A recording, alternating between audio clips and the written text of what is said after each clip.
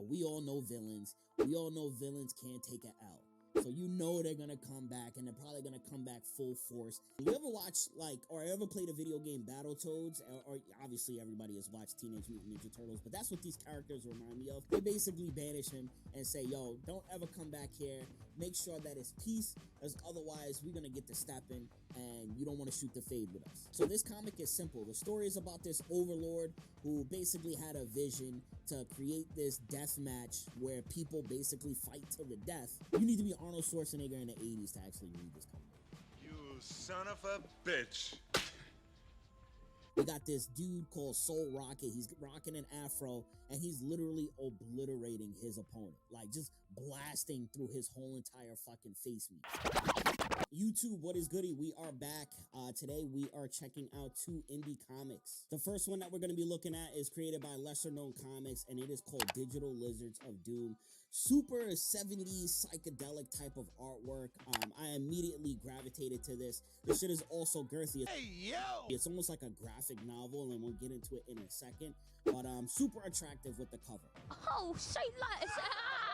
The next one that we're checking out is Intergalactic Deathmatch. Another one that is attractive with the cover. This one is created by Nukem Comics. I actually did an IG live with the owner of Concrete Comics, Lonzo, and also Onaji, who created about like 4 projects for them. And I had them on, we were on IG live, we were on Twitch, and they actually picked this out. And they have specific criteria or specific eye sets on what attracts them to an actual comic, which is actually dope because you always want to get that perspective of people who are actually creating shit. To say, hey man, this is dope. Let me check this out. But enough of the small talk, enough of the chit chat. Let's get right into it. So there's a certain type of uniqueness about this title. What's cool about it is 2 things. Obviously, like I mentioned before, is the artwork, but also it's made in a graphic novel type of style. So that first issue, girthy. I don't know what that means, and I don't want you to keep going. 75 pages. What I also like is, I guess, the way that it's formatted. So it's like text and storytelling on the left side, artwork on the right side. I feel like all books should be made like this. Like, of course, you're gonna have the snobby people who want to envision or, you know, all that bullshit. Came to discuss my favorite E.M. Forster novel. But it's actually cool to have full page images to see what the actual creators and the artists think you should be thinking about, if that makes sense. That probably doesn't make any sense, but we gonna fucking rock with it. So this story takes place on a planet called Kragladon, and you ever watch, like, or ever played a video game Battletoads, or obviously everybody has watched Teenage Mutant Ninja Turtles, but that's what these characters remind me of. This planet is populated by these lizard people, and there's 2 ways that the planet has progressed over the years, and it's through sorcery and science. So pretty much like, if you could think of like the battle between Tony Stark and Doctor Strange, like that's kind of what it is right here. They've always kind of been like bickering and beefing with each other on the planet, but those 2 areas of knowledge has helped the planet kind of advance and progress over time to be super advanced to where other people, other beings from other planets actually migrate there because it is so advanced. So anytime in a story, or just like in real life, when a civilization is like so far advanced, you kind of lose touch on specific values. Or you could think of in like Naruto, like how Naruto and his gang, when they were younger, they were in the middle of a war. And then after that war was done, now look at Boruto, and everybody's kind of like soft or just like marshmallowy. That's kind of what happened with this planet. And as this planet forgot their values, I think they still practice sorcery and science. They were kind of figuring out who should be the leader of the planet. And at this same time, this big badass dude who's basically conquering mad planets came to their planet and said, yo, your time is up. I'm turning everybody into fucking cybernetic robots and shit like that, and I'm gonna rule over all the galaxy. One of the shit that's unique about the characters in this, like the main villain looks like he's got a cereal box over his head, but he also looks kind of like badass. It's like total contrast to what his character design looks like. And I also like the way that the story is being told. There's a lot of breaking the 4th wall, if that makes sense, similar to like Deadpool. But there's a lot of cool shit and interesting shit that kind of keeps you going throughout the story. So the name of this bad guy is Commander EKO. EKO stands for Electronic Killing Organism, kind of like MODOK. I like it. Made me the ultimate weapon. Bruh. So now you know you can't have a story without setting up the superhero's journey. These two beings, one on the science side and one on the sorcery side, come through with robes and start to fuck shit up. They basically demolish this guy, Commander EKO's fucking army, and send him back to his freaking home planet. And they basically ban him. And they basically banish him. Yo, I fucking hate that I can't fucking talk. They basically banish him and say, yo, don't ever come back here. Make sure that it's peace, as otherwise we're gonna get to stepping and you don't want to shoot the fade with us. After they defeat Commander EKO, send his ass packing, everybody celebrates, and there's years of peace. And I guess these two sorcerer and scientists basically transfer their knowledge to another set, and they basically pass away. And now they transfer their knowledge to them, I guess, to be kind of like the protectors or the watchers of this planet. Now, we all know villains. We all know villains can't take an L. So you know they're going to come back, and they're probably going to come back full force, and they're probably going to learn what mistakes they made the first time to basically kick your ass the second time, because you, as a superhero, you never finish off the villain. I don't know why you don't finish off the villain. I don't know why you just let them fly off or throw them in jail or whatever. It's like, yo, sometimes you need to kill these Oh my God, if you don't shut the fuck up and kill this dude, bro, how many people has he killed? Why does it matter if you kill him? Nobody gonna care. I'm just joking. We don't promote killing here. Sure, what were you saying? But of course, Commander EKO, he's gonna come back, and he actually resurrected this witch. He now has an army of undead bones, and he's sending it with the full force back to the planet that he tried to conquer. Now this part is really cool, and I'm gonna actually stop here because, again, I want you guys to check this out. I think I'm gonna stop it around maybe like the midway point, around like page 30 or 40 or so. Commander EKO, his witch general, and their bone army make it back to Kragladon, and the two new heroes who we saw, or who I spoke about before, Dizzy and Klagus. Klagus. I hope I pronounced that right. I don't speak alien. But Klagus, they're basically the defenders now, and there's like a huge battle, a huge skirmish that goes on. And like I said, I'm gonna stop it here, but some shit goes down. There's a little bit of death action. I don't know if they come back, but you guys gotta check it out. But yo, the artwork on this shit looks flames. One of the things that attracted me is the artwork and the color palette. And damn, this shit looks crazy. Like, look at this scene with freaking Commander EKO and like this bone dragon, and these bone guys are like riding on these fucking like spaceships. Like, this shit looks fucking dope. It's simplistic, it's clean, but there's a lot of detail at the same time. And like I said, this is an artwork that you see pretty often. I love the whole aspect of science and sorcery. Like, we could see Dizzy and Klugus. I'm butchering this name. I apologize. I can't pronounce this shit. I don't know why.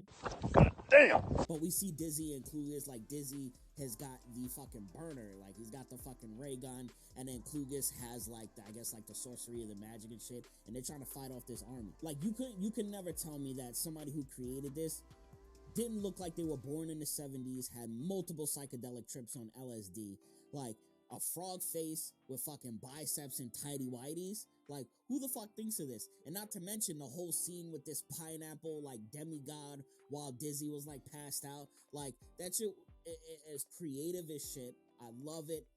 Check this shit out. This actually would be good for a fucking gift. So I don't know if you have like a teen or somebody who is young and likes shit like this. I would 1000% buy it.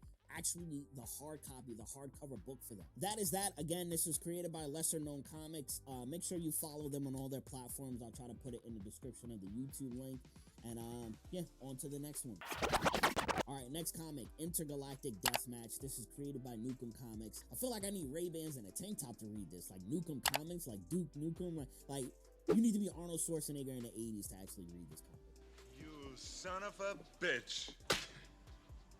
Now, let's get into it. So one of the things that I was mentioning in the beginning is that I had the pleasure of sitting down with the CEO of Concrete Comics, as well as one of his actually comic book creators who created 4 titles for the company, to actually sit down, and they actually picked this comic for me to review it. And a couple of things that they look at when they're looking into comics is obviously that artwork and that cover page.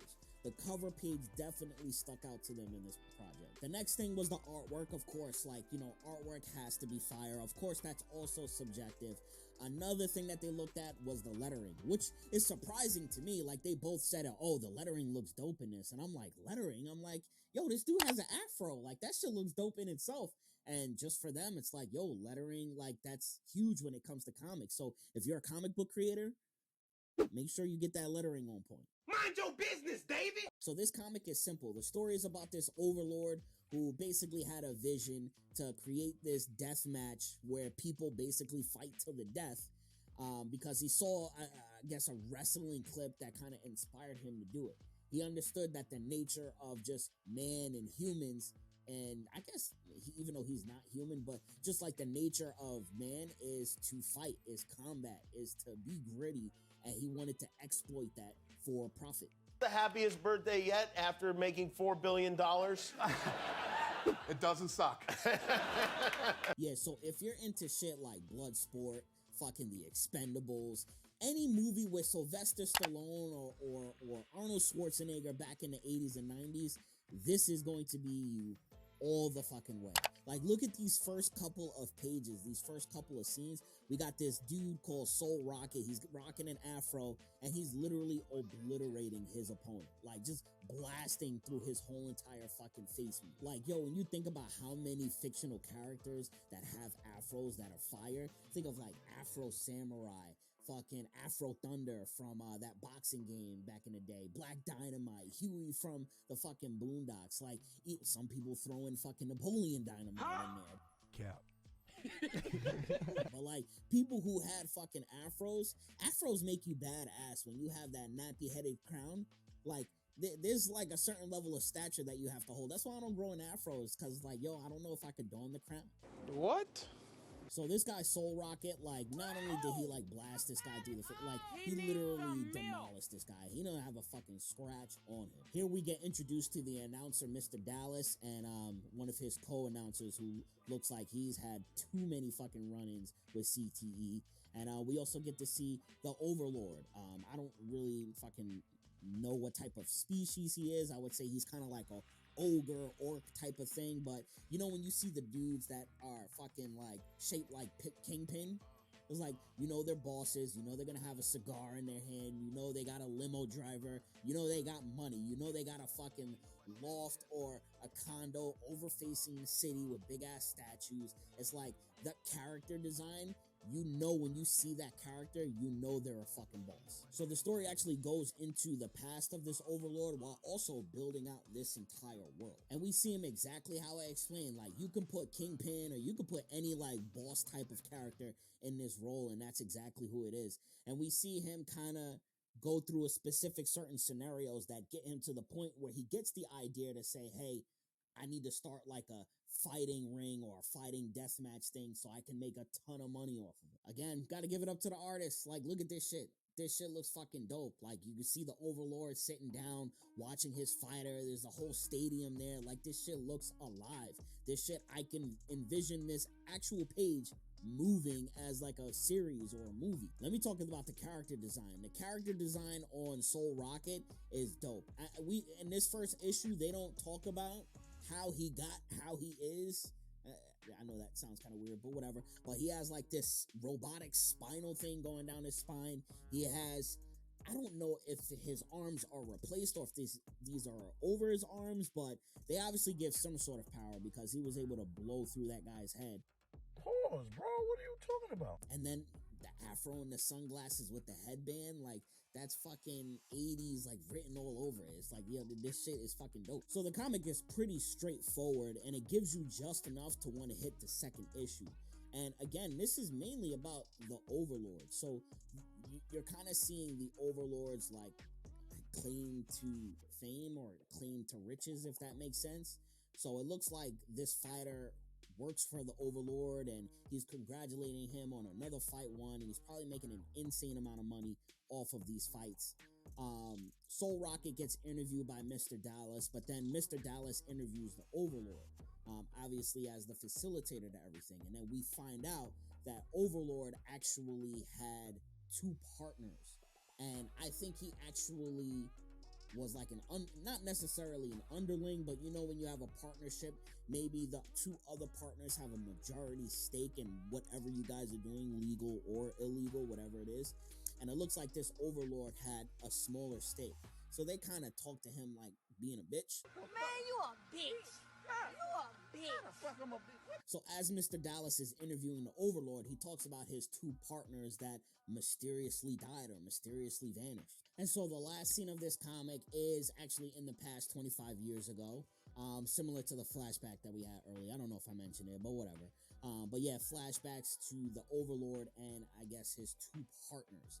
And the overlord is coming to them with the idea of, hey, I want to start this fighting club or this fighting ring. And I guess the one dude here in the red, he must be like the head honcho. He must have a majority of stake because he just shits on him and laughs in his face. He's like, fuck no, we ain't starting this shit. It's like I'm the one who comes up with the ideas. Nothing but ego in this fucking meeting. What's really dope here is the way that they talk, just like the language. They talk like bosses. Well, not bosses, but they talk like criminal bosses, because the way that they talk, HR would be all over them. They'd have lawsuits for days.